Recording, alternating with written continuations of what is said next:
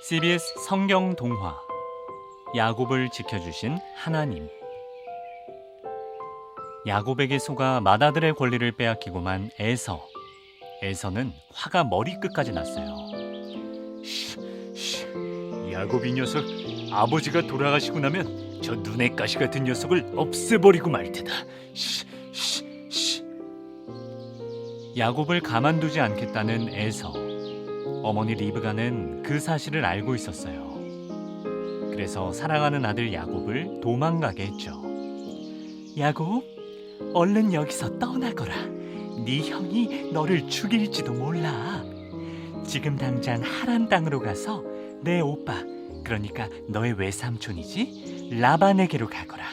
거기로 피해 있으면 안전할 거란다. 그렇게 야곱은 고향 땅을 떠나 홀로 떠나게 되었어요. 그 먼 길을 밤낮으로 혼자 가야 한다니 야곱은 너무나 두려웠고 엄마 아빠 생각에 눈물이 나기도 했죠. 밤이 되면 길가에 있는 돌 하나를 베개로 삼아 몸을 웅크린 채 잠을 청해야 했어요. 아이고, 늑대가 주변에 있는 모양이구나. 엄마, 아빠, 너무 무서워요. 보고 싶어요. 울다 지친 야곱은 꿈을 꾸었어요. 노읍다란 사다리가 하늘 끝까지 닿아 있었는데 아름다운 천사들이 사다리를 오르락내리락 하고 있었죠. 그리고 그 사다리의 꼭대기에는 바로 하나님이 계셨어요. 야곱아, 두려워하지 말거라. 내가 너의 아버지 아브라함과 축복의 약속을 하지 않았느냐. 네가 어디에 있든지 내가 너와 함께 할 것이다. 너를 안전하게 지켜줄 거란다. 야곱은 꿈에서 깨어 주위를 둘러보았어요. 주위엔 아무도 없었죠. 하지만 그때부터 야곱은 하나님께서 자기와 함께 하신다는 걸 느낄 수 있었어요. 야곱은 자신이 베고 잤던 베개를 땅에 세워놓고 하나님께 예배를 드렸어요. 그리고 그곳에 하나님의 집이라는 뜻을 가진 베델이란 이름을 붙여주었죠. 그렇게 얼마나 더 길을 떠났을까? 야곱은 마침내 하란 땅에 도착했어요. 뭐라? 내 여동생 리브가의 아들이 찾아왔다고? 듣던 좀 반가운 소식이구나. 어서 그 아이를 데려오거라. 외삼촌 라반은 야곱을 따뜻하게 맞아주었고 야곱은 그곳에서 라반의 일을 도우며 지내게 되었죠. 그렇게 한 달쯤 지났을 때 라반이 야곱에게 물었어요. 야곱아, 일은 좀 할만하니? 아무리 삼촌 조카 사이라도 네가 이렇게 열심히 내 일을 도와주는데 내 품삯을 줘야 하지 않겠니? 그래, 얼마야? 얼마를 주면 되겠느냐? 친구들, 하지만 야곱에게는 다 계획이 있었어요.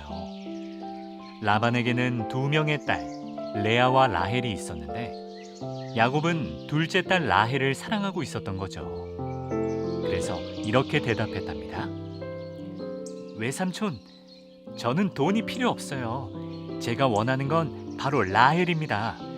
라헬을 제 아내로 주신다면 앞으로 7년 동안 외삼촌을 위해서 열심히 일할게요. 뭐? 라헬을? 그래, 좋다. 다른 남자와 결혼시킬 바엔 야곱 너에게 맡기는 것도 좋겠지.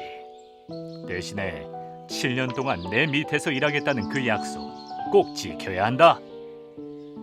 우와, 1년 2년도 아니고 7년이라니. 야곱이 라헬을 정말로 사랑했나 봐요. 야곱은 라헬과 너무나도 결혼하고 싶은 나머지 힘든 줄도 몰랐어요. 7년이 마치 7일처럼 느껴질 정도였죠. 마침내 7년이 지나고 애띤 얼굴의 야곱은 어느새 늠름한 청년이 되어 있었어요. 야곱아, 이제 7년이 지났구나. 그동안 약속을 잘 지켜주었으니 라헬과 결혼을 시켜주겠다. 라반의 말을 들은 야곱이 얼마나 신났을까요? 펄쩍펄쩍 뛰고 싶은 심정이었을 거예요. 하지만 여러분, 외삼촌 라반은 사실 야곱을 속일 궁리를 하고 있었어요. 일 잘하는 야곱이 자신을 위해 더 일해주기를 원했던 거죠. 그래서 라헬 대신에 첫째 딸인 레아를 결혼식에 보냈답니다. 당시의 신부의 얼굴은 베일에 가려져서 볼 수가 없었어요. 결혼식이 다 끝나고 야곱이 신부의 베일을 들춰냈을 때 야곱은 놀라서 까무러칠 수밖에 없었죠. 아이, 깜짝이야! 당신은 라헬이 아니라 레아잖아요. 나는 라헬과 결혼하기로 돼 있었는데, 아니, 외삼촌, 이게 대체 어떻게 된 거예요? 그러자 라반이 능글맞게 대답했어요. 워워워, 야곱, 화를 가라앉히렴. 나도 어쩔 수가 없었어. 이 나라에서는 동생이 언니보다 먼저 결혼을 하는 건 법에 어긋난단다. 그러니 지금은 레아랑 먼저 결혼을 하고 네가 나를 위해서 7년을 더 일해준다면 라헬과 결혼해도 좋다. 야곱은 너무나 억울하고 화가 났지만 이대로 라헬을 포기할 수 없었어요. 그래서 7년을 더 라반을 위해서 일하기로 했죠. 마침내 라헬과도 결혼할 수 있었어요. 당시에는 남자가 아내를 여러 명 가질 수 있었거든요. 하지만 그 뒤로도 짠돌이 라반은 야곱을 이용해 먹으려고만 했어요. 열심히 일한 야곱에게 품삯을 제대로 주지 않았고 품삯을 주는 방법도 매번 바꾸기 일쑤였죠. 야곱, 이번 월급으로는 새로 태어나는 가축 중에 반점이 있는 가축을 너에게 주겠다. 야곱, 이번 달에는 새로 태어나는 가축 중에 줄무늬가 있는 녀석들을 너에게 주겠다. 이런 식이었어요. 그렇지만 야곱에게는 하나님이 있었어요. 하나님은 베델에서 약속하신 대로 야곱을 지켜주셨어요. 라반이 야곱에게 반점 있는 가축을 주겠다고 하면 반점 있는 가축이 태어나게 해주셨고, 줄무늬 있는 가축을 주겠다고 하면 줄무늬 있는 가축이 태어나게 해주셨죠. 하나님 덕분에 야곱의 재산은 날로 늘어났답니다. 그러자 라반의 아들들이 야곱을 시샘하기 시작했어요. 아니 아버지, 야곱 저 녀석이 아버지의 재산을 다 차지하는데 이대로 두실 겁니까? 야곱이 모든 걸 가져가 버리면 저희는 뭐를 물려받습니까? 야곱을 가만두면 안 됩니다, 아버지. 분위기가 좋지 않다는 걸 눈치챈 야곱은 가족들을 데리고 하란을 떠나기로 했어요. 라반의 아들들은 고향으로 떠나는 야곱을 추격하기로 했죠. 이젠 라반도 야곱을 질투하기 시작했고 말을 타고 함께 야곱을 뒤쫓았어요. 아들들아, 거의 다 따라잡았다. 조금 더 힘내서 저 괘씸한 야곱을 잡아오거라. 예, 아버지. 이리야, 이리야. 그렇게 야곱이 붙잡히기 바로 직전.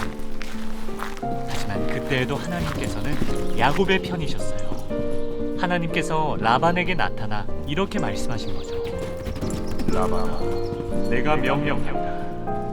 너는 더 이상 야곱을 괴롭히지 말거라. 그냥 얌전히 집으로 돌아가거라.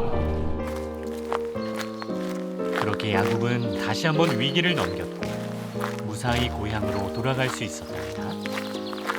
여러분, 하나님께서는 이렇게 한 번 하신 약속을 끝까지 지켜주시는 분이라는 거 야곱 이야기를 통해 알 수 있죠. CBS 성경 동화. 그럼 다음 이야기에서 만나요.